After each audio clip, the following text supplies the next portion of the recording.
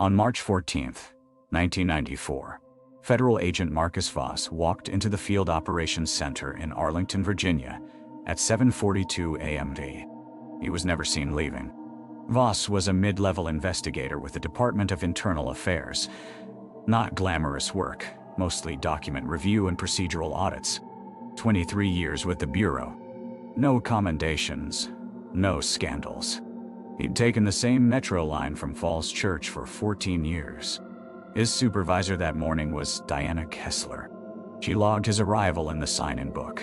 Marcus Voss, 7:42 a.m., Level 3 Classified Records Division. At 8:15 a.m., Kessler noticed Voss had requested access to File 7447B, a personnel review folder. Standard request. She approved it. The access terminal recorded the transaction. By 11:30 a.m., Voss hadn't appeared for the weekly briefing. Kessler checked his desk. Empty, orderly, nothing out of place. His coat was hanging on his chair. She called security. Security ran a building sweep. Data. All 3 exits were monitored by badge readers.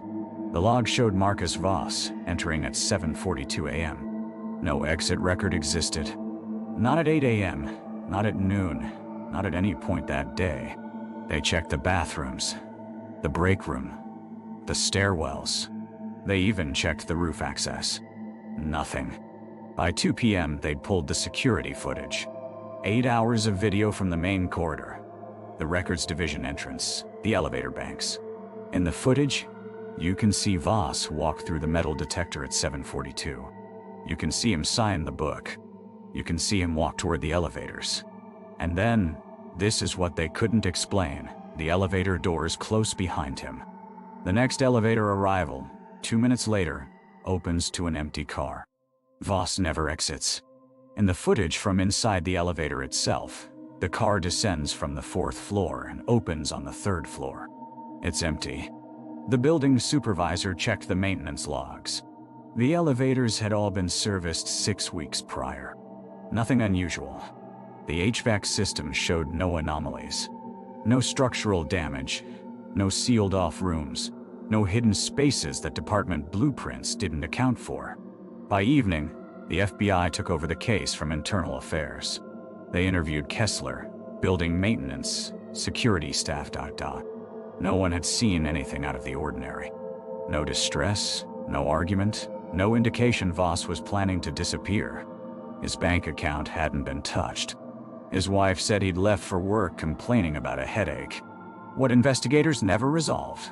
File 7447B, the personnel folder Voss had requested, was found the next morning still checked out to him, but logged in a drawer in Voss's own office, with a request slip that bore his signature.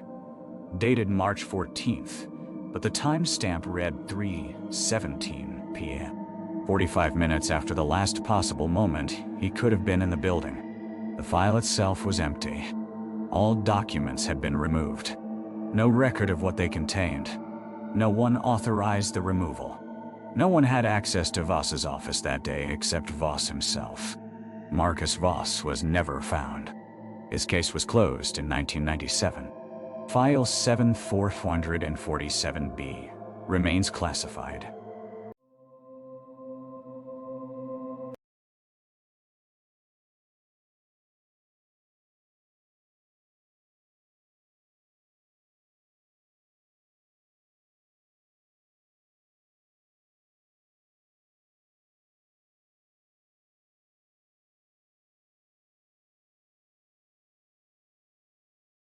On March 14, 1994, the Fenwick County Medical Examiner's Office received 47 bodies from a commercial airline disaster near Millbrook.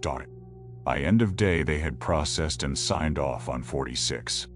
Dr. Helena Reeves ran Fenwick County ME for 18 years. Her office occupied the basement of the Civic Building on Ashland Avenue, 2 autopsy suites, 1 freezer rated for 20 bodies maximum Antio. Standard facility. Standard staff. Reeves, a pathologist named Malcolm Chen. 2 technicians named Garrett and Iris. The airline crash happened at 2:17 p.m. on a Thursday. Impact near the Millbrook Junction killed everyone on board. By 4:30 p.m., the first bodies arrived in black bags, stacked on a refrigerated truck. The county sent additional cooling units. Federal investigators were already on site. Reeves began the intake process at 5 p.m. Each body was logged, photographed, assigned a case number, stored in sequence. Garrett and Iris tagged the bags. Chen observed. Everything was cataloged. The work went through the night. By Friday morning, all 47 had been received. By Friday evening, all 47 had been autopsied. Cause of death listed as blunt force trauma secondary to aircraft impact. On Saturday morning, the FAA and NTSB returned to collect the official count before final disposition of remains. They brought a clipboard. They brought witnesses. They brought a federal surveyor. They counted the freezer from north wall to south wall, left to right, top to bottom. 46 bodies. Reeves checked her intake log. 47 entries. 47 case numbers assigned. 47 photographs taken. 47 autopsy reports filed. 47 times her technicians moved a body from bag to table to storage. She remembered the last one. Male. Age estimated mid-50s. Wedding ring on left hand. She remembered because his hands were remarkably intact. The federal team recounted. 46. Chen reviewed the freezer logs. 47 entries. Garrett and Iris, separately interviewed, both confirmed 47 bodies had been processed. There was no record of any body being released or transferred. There was no paperwork showing a body had been removed. No one had left the building during the intake. Doors were logged. The missing body, case number 47 in Reeves' ledger, never appeared in any federal manifest. No John Doe matching the description. No unidentified victim. No missing person matching the remains. The autopsy report she had filed for case 47 was requested. She produced it. It was blank. Only the case number and date filled in. No cause of death. No findings. No measurements. No photographs. Reeves insisted she had written the full report. She had no copy. The hospital's filing system showed case 47 had never been delivered to records. The carbon copy in her notebook was there, but the original, the one she was certain she had completed, did not exist anywhere in the system. The federal investigators closed their count at 46. The airline's manifest listed 47 passengers. The discrepancy was reported. An audit was opened and quietly closed. No resolution was ever issued publicly. Dr. Reeves continued her work for 5 more years, then resigned. She did not cite the crash in her departure letter. In her final month, she removed all her notebooks from the office. When asked about case 47, she said only that the freezer had been full, and they had all been there. When asked what she meant by all, she did not answer. The body was never found. The autopsy report never materialized. No additional victim was ever identified at the crash site. The federal count stands at 46. The Fenwick County ledger still shows 47. Crew.I. All present for the 10:15 a.m. safety briefing.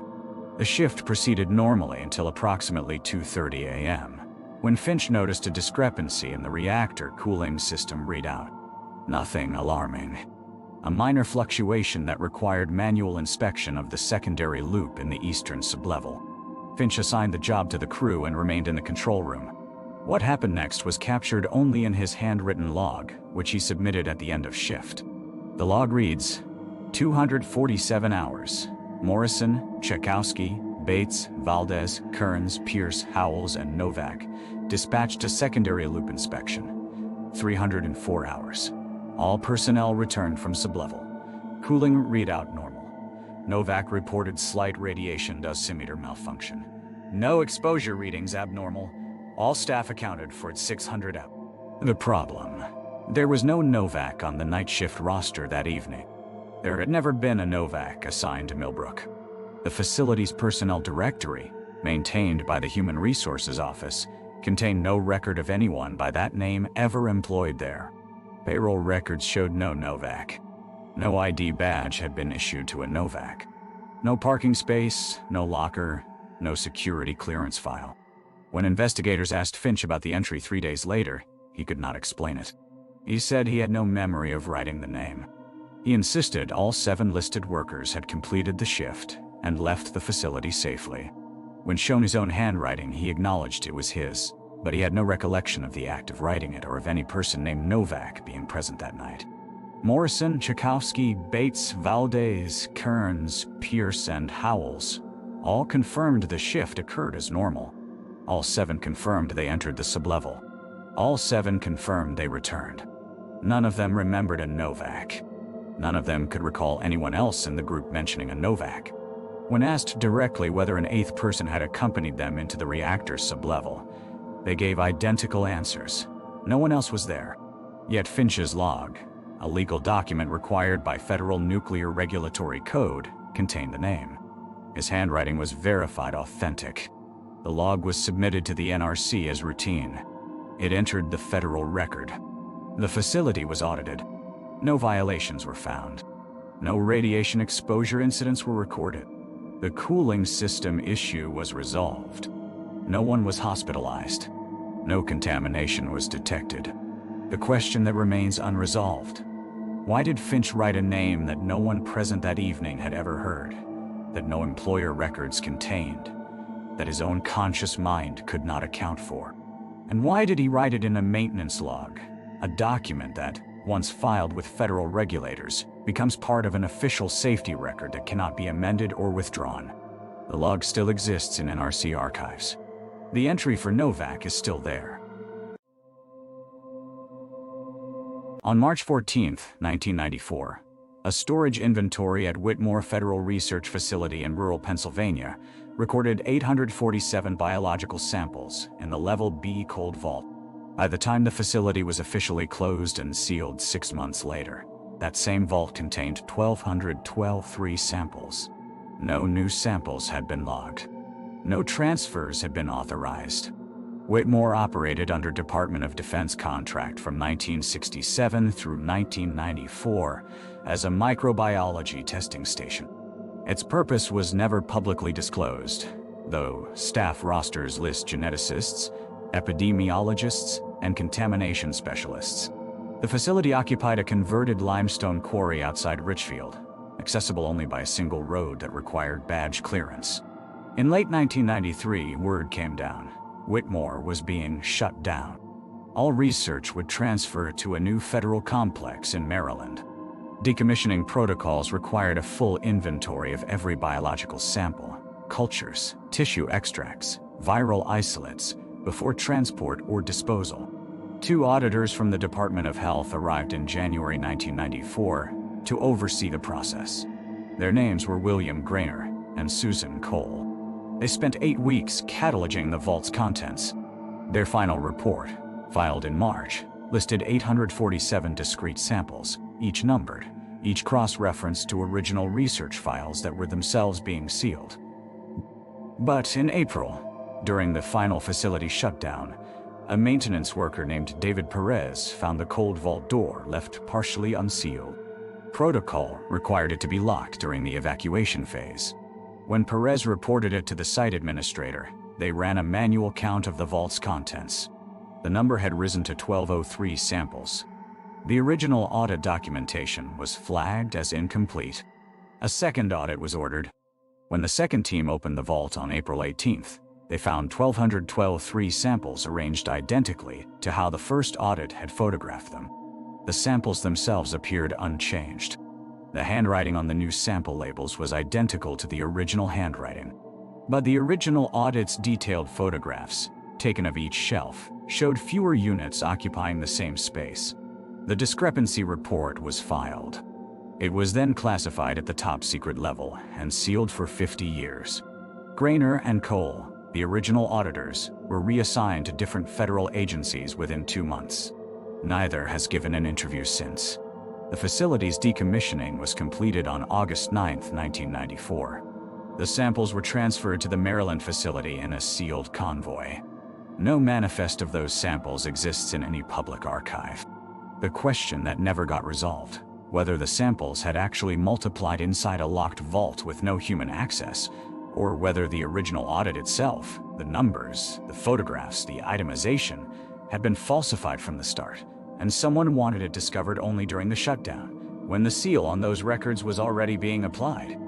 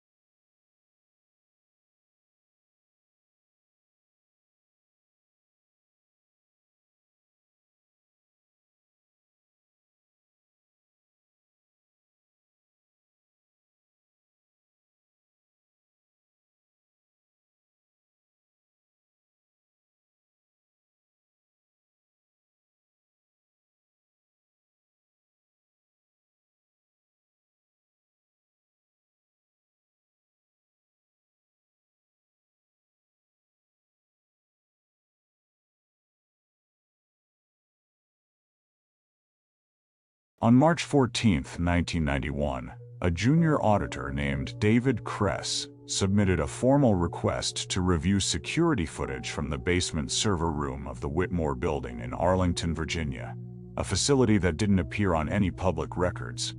Kress worked for the General Accounting Office.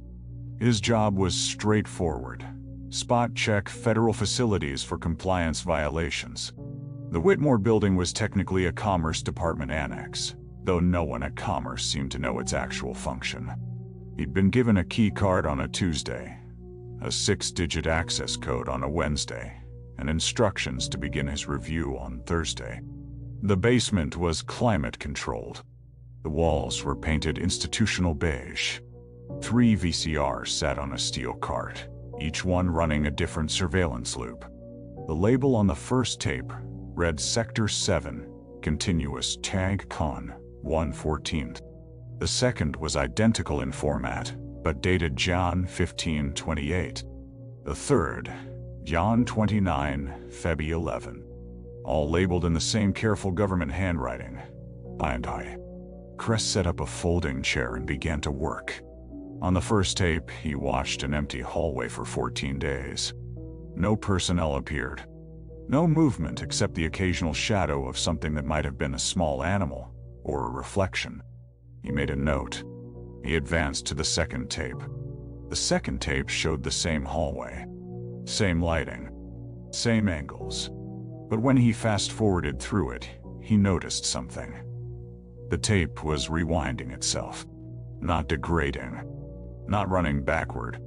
The counter would advance, 2:14:33, 2:14:47, 2:15:11, and then suddenly jump backward to 2:13:22. He rewound it manually.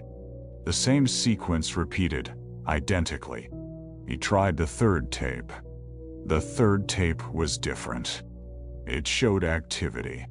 A figure in a hazmat suit moving through the corridor, stopping at a sealed door, inputting a code Kress couldn't quite read, opening it. Inside, rows of cylindrical containers, each one labeled with a date. The dates went back 23 years. The figure entered. The door closed. Then the tape jumped. When the image returned, the figure was no longer in the suit. The face was pixelated, but the body was definitely human-shaped, and it was walking backward down the hallway, moving in reverse at normal speed as though being pulled. Kress stopped the machine. He checked the tape mechanism. No mechanical failure. He checked the VCR's record date. It was manufactured in 1988. He ran the third tape a second time, documenting each timestamp. The impossible part: the footage was dated January 29th through February 11th, 1991. But embedded within the video, at 1:43:17 on the counter, was a timestamp from the camera itself. It read March 16th, 1991, 2 days after Kress had started the review. The footage Kress was watching had been recorded 2 days in the future. Kress ejected the tape. He wrote 3 pages of notes and sealed them in an envelope. He requested a follow-up appointment with his supervisor. On Friday, March 15th, he didn't come to work. His car was found in a parking garage in Bethesda, Maryland, 3 miles from his apartment. On level 2, unlocked, keys in the ignition. No one reported seeing him enter or leave the building. The Whitmore building was decommissioned in 1994. The security footage was cataloged and filed. A records request for the tapes was denied on grounds of national security.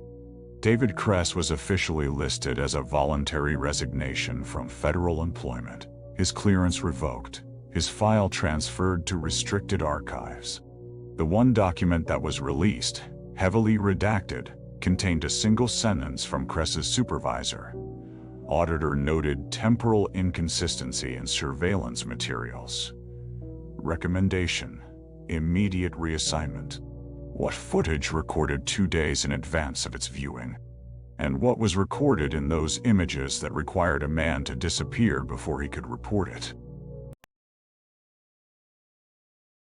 On March 14, 1993, the Hartwell Federal Research Complex burned 247 kilograms of classified material in Incinerator Room B, but the disposal log recorded 247 names. The Hartwell complex sat outside Millbrook, Nevada, 63 miles north of Las Vegas. It operated under the Department of Energy's Classified Materials Division. The incinerator itself was a standard unit installed in 1987, a Thermex industrial model capable of reaching 2,000 degrees Fahrenheit.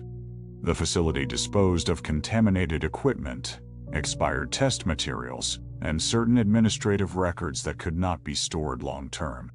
In March of 1993, Hartwell received a directive to incinerate materials from a terminated research wing. Unit 7 had been operational for 8 years. No records exist of what Unit 7 studied. The disposal order came down on March 12th. 2 technicians were assigned: Martin Reeves, who had worked incinerator duty for 4 years, and a rotation specialist named Patricia Chen, brought in for the operation. The log itself was a simple document. Each disposal entry listed the weight of material burned, the time, the attending technicians' names, and a line marked contents identified as. For incineration runs involving classified materials, that line was typically left blank or marked "See attached classification form." On March 14th, the run took place from 800 to 147 hours. Reeves and Chen processed the material in batches. The log shows 7 entries across that morning, totaling exactly 247 kilograms. But beneath the weight column, in the space typically left blank for classified work, someone had written a name beside each entry. The names were Sarah Kellerman, James H. Reeves, Patricia Chen, Dr. Alan Voss, Michael Strand, Catherine Morse, and one entry with only initials, RM. Reeves and Chen both filed incident reports the same day. They stated they had not written names in that column. The log had been prepared in advance by another technician. When interviewed, that technician, James Hartley, a records clerk, said he had simply copied information from a list provided by his supervisor. The list no longer exists. His supervisor, whose name appears on the authorization, retired 2 weeks later. The authorization itself was later found to be signed by someone who did not work in that department. Here is what investigators could not reconcile. Martin Reeves had a brother named James H. Reeves. James had died in 1989, 4 years before the incinerator run. Patricia Chen had a sister named Catherine Morse, who disappeared in 1991. Sarah Kellerman was Patricia Chen's college roommate, missing since 1988. Dr. Alan Voss was listed on the Hartwell payroll in 1985 and 1986 data. He left no forwarding address. Michael Strand was a security officer at Hartwell who submitted his resignation on March 11th, the day before the disposal order. He never collected his final paycheck. The initials RM match no one in the facility's personnel records from that period. No Robert, Ronald, or Richard M. was employed there. No Raymond, Ross, or Roger M. cross-referencing against missing persons databases from Nevada and surrounding states yielded no confirmed matches. The log itself was placed into storage in 1994. It was found during a records audit in 2003. By then, the incinerator had been decommissioned for 6 years. The Hartwell complex was officially closed in 1998. The building still stands. No one has explained why names matching deceased or missing individuals were entered into a disposal log, or who provided that list to the records clerk, or whether the material burned was ever properly inventoried before incineration. The authorization signature remains unidentified.